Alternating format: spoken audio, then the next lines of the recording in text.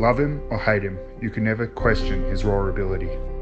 When people watched Marc, they weren't just watching an incredible athlete at the peak of his powers, they were watching greatness. He was the best ever, no doubt, no doubt. He did things I have never seen another human do. Women wanted Marc and men wanted to be inside Marc.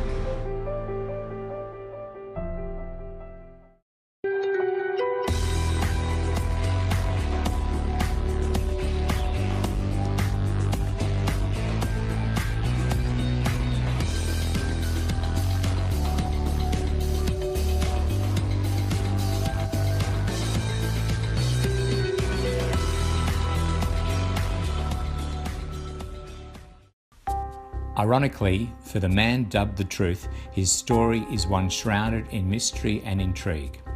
While time has done little to dull the memory of those who saw him play, very few can truly give an insight into his character or his essence. Until now. In never-before-seen footage and unrivaled access into those select few who can actually claim to have known him, we are finally able to present the truth behind the truth. I guess from the time he could crawl, he was amazing at retrieving balls from a long distance really quickly. As soon as he could walk, he was basketballing, he was cricketing, he was a real champ, and we could just see that this was a boy with a future. The most talented footballer ever to come through Bialy College, and in fact after I left Bialy College in 2003 I had the privilege of coaching Buddy Franklin, Jared Ruffhead, Luke Hodge, Sammy Mitchell and Marc Unger would have been better than all of them. Unger was the toughest competitor I've ever seen.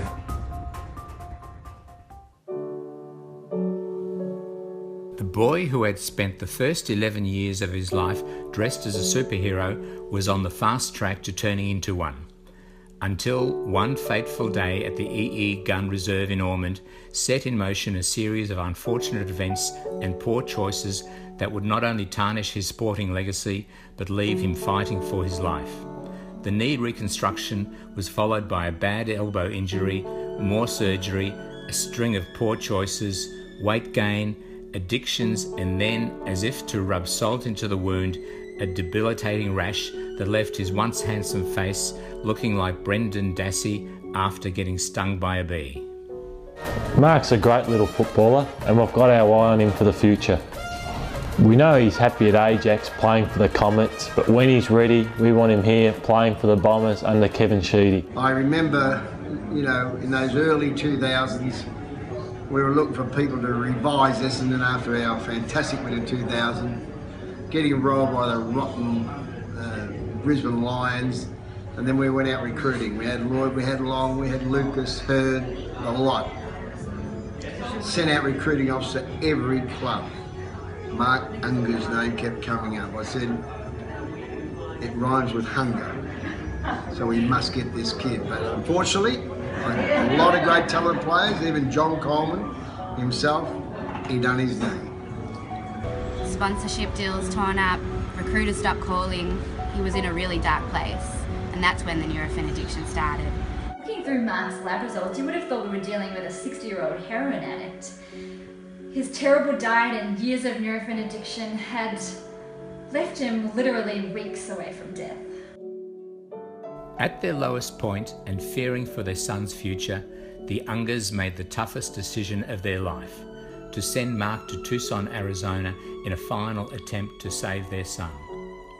Marc was determined to leave a far different stamp on his time at college than he did at high school. It came as little surprise that the 2009 #1 party college, with the nation's lowest graduate rate, didn't provide the Ungers with the solution they so desperately wanted. His sporting accomplishments were quickly replaced with a lifestyle of drinking, drugs and sex. It became not a matter of if this lifestyle would kill him, but rather when.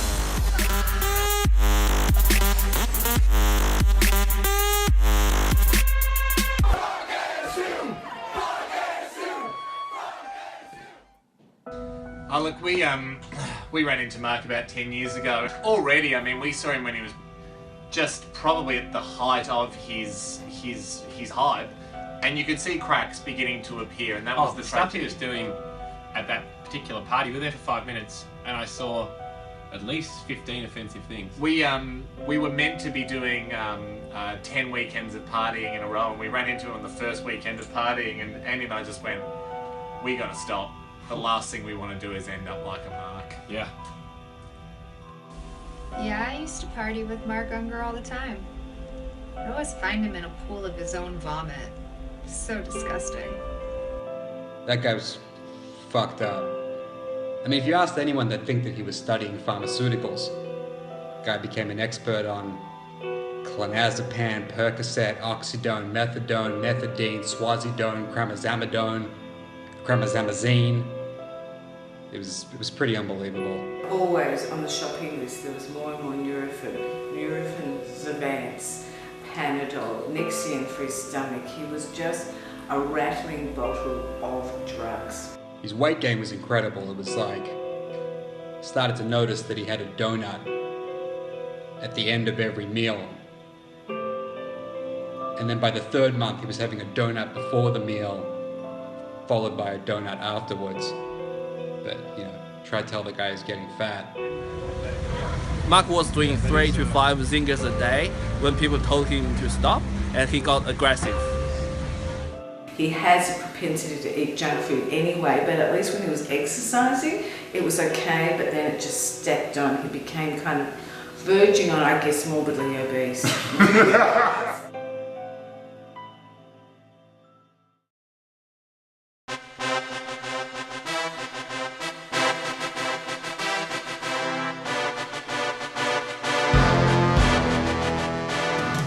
From the depths of Marc's lowest point, he was able to find redemption from the most unlikely of places. One sport his frail body and feeble mind would still allow him to play: beer pong.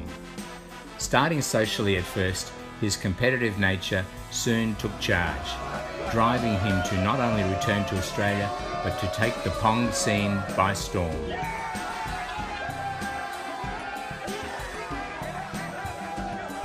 Well, I guess the thing that really turned him around and really saved him and our family was beer pong. It was a red cup and a ping pong ball that really changed his life. I don't know what it was. He was walking past the game, threw the ball in the cup, everyone started cheering, and he was just a new man. Well, Wiz here and I have been playing for a long time, but I have to say that Marc Unger, or as we call him, The Truth, was pretty influential for the beer pong movement back here in Australia. When he moved back after college, things just sort of took off. We had a couple of tournaments here, and next thing we know, we're playing up in the grand final. Really changed our life. Well, he was pretty instrumental in bringing beer pong onto the Australian scene. Started with a few grassroots tournaments, and he really just took me under his wing. He was a real mentor. He'd obviously played on the pro circuit in the States, and he knew what it was about. He told me everything I know, and yeah, I owe my life to Marc. Beer pong folklore, they refer to Marc Unger as the greatest of all time, the GOAT. 2015 World Championship game, I'm playing and I can't get my defense right. I'm fucked up. So I close my eyes and I get visions. And I start thinking to myself, holy shit. I close my eyes and I just see Marc Unger's face. And I think, fuck, that guy is so ugly. He's got a face like a fucking goat. Marc's rise was once again meteoric. Like a phoenix from the ashes, he was not only able to salvage his reputation and life, but became an inspiration to millions.